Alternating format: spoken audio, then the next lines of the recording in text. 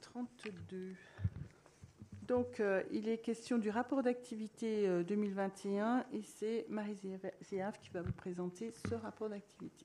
Merci Madame la Présidente. Donc, le rapport d'activité 2021 de la DSP des lignes Ginko du cœur d'agglomération. Grand Besançon Métropole a confié au groupe Keolis la gestion et l'exploitation des lignes du cœur d'agglomération du réseau de transport public Ginko à Keolis, qui en a confié la gestion exclusive à sa filiale exploitante Keolis Besançon Mobilité. Le contrat a pris effet au 1er janvier 2018 et s'achèvera au 31 décembre 2024. Si on fait une synthèse du rapport d'activité, la crise sanitaire s'est poursuivie en 2021 et restera comme 2020 une année particulière durant laquelle la baisse de la fréquentation est encore d'actualité. 134 voyages réalisés en moyenne par habitant en 2021 contre 128 en 2020 et 181 en 2019. Pas d'évolution majeure sur le réseau Ginko en 2021. En complément du bus, du car et du tram, 3 services sont proposés au public, Ginko Vélo, Ginko Watt et l'application multimodale Ginko Mobilité. Les kilomètres produits commerciaux plus haut-le-pied sont en baisse de 5,2%, baisse expliquée par les mesures d'adaptation dans le cadre de la crise sanitaire. En 2020, ils étaient de 12,55% en baisse. L'offre de service nominale a été remise en œuvre intégralement à partir de juillet. La vitesse commerciale globale est en hausse elle est à 17,70 km par heure contre 17,03 en 2020. Le nombre de voyages comptabilisés au moyen des cellules de comptage est en hausse de 4,9% par rapport à 2020. Comparé cependant à 2019, la baisse de fréquentation demeure toujours très élevée, atteignant moins 25%. Le retour à une fréquentation normale devrait prendre à minima encore quelques mois. Le nombre de voyages comptables, c'est-à-dire le nombre de titres vendus multiplié par la mobilité de chaque titre, est en hausse de 4,7% par rapport à 2020. La fréquentation augmente sur l'ensemble des lignes, restant inférieure de 20 à 25% à celle de 2019. Les jours de la semaine sont indifféremment impactés par la baisse de fréquentation. Cependant, le samedi et le dimanche restent très impactés. Ginko Access comptabilise près de 154 clients utilisateurs différents en moyenne chaque mois. Les résultats de ce service sont en hausse de 31,4% par rapport à 2020. La fréquentation n'a cependant pas retrouvé son niveau initial d'avant la crise. La fréquentation des P+R reste stable, même si l'on enregistre une fréquentation en hausse de 50% sur le P+R Thémis. Concernant le service Ginko Vélo, le succès se confirme avec un parc de 584 vélos fin 2021. Depuis le lancement du service, 1160 usagers ont pu bénéficier d'un VAE et 83% des déplacements ont lieu du lundi au vendredi. Le service Ginko Watt subit encore en 2021 les effets de la crise sanitaire. On a 1097 personnes inscrites sur l'application et 417 trajets qui ont été proposés. Les recettes commerciales ont progressé de 13,6% par rapport à 2020. Les distributeurs automatiques de titres restent le premier canal de vente en termes de chiffre d'affaires.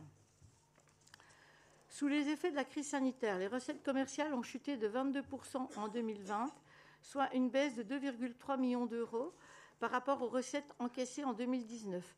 En 2021, si les recettes connaissent un rebond avec une hausse de 14% par rapport à 2020, comparé à 2019, elles affichent une perte de 1,2 million d'euros.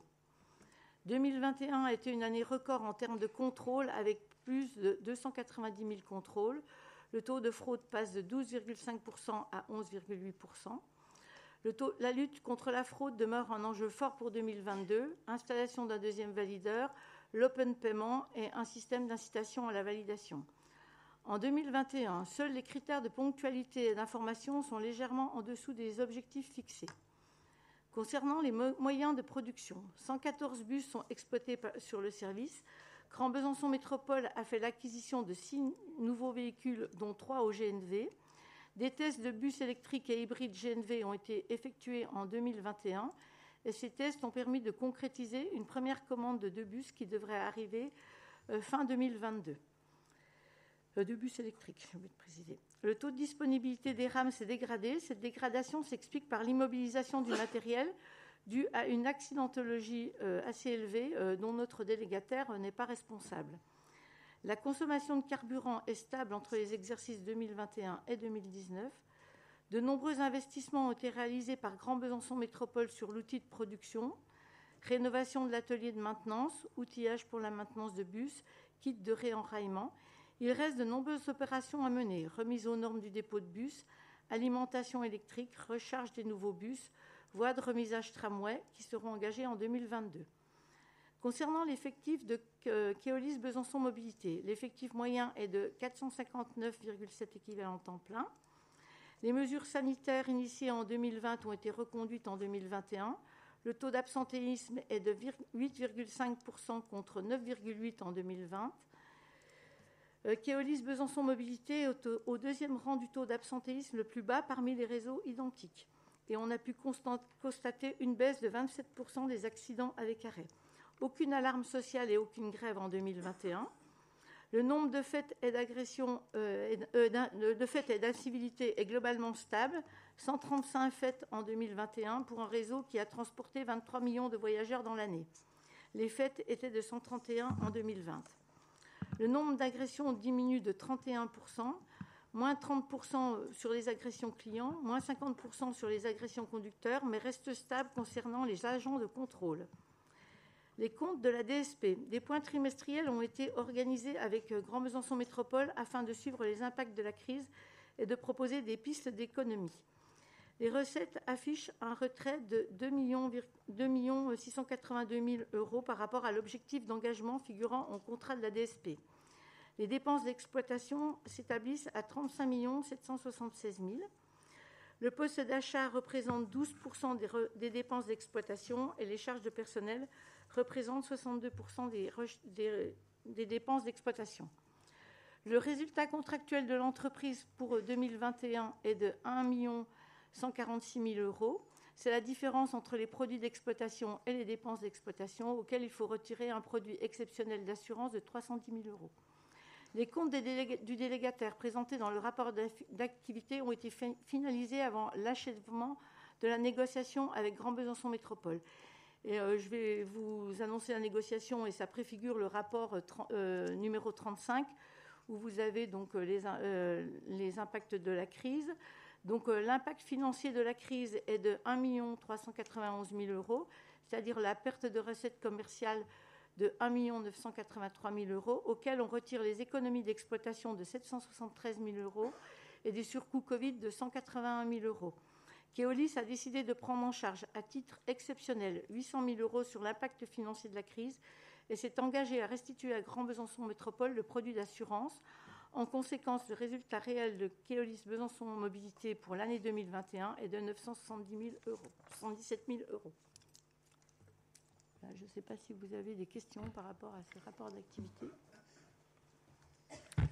Bien, s'il n'y a pas de questions, je propose donc parce qu'en fait, je ne crois pas qu'il soit soumis au vote, a été invité à prendre acte du rapport, parce que c'est un rapport d'activité. Donc, s'il n'y a pas d'opposition, eh bien, écoutez, je considère qu'il y a bien eu prise acte de ce rapport et de discussions qui n'ont pas eu lieu.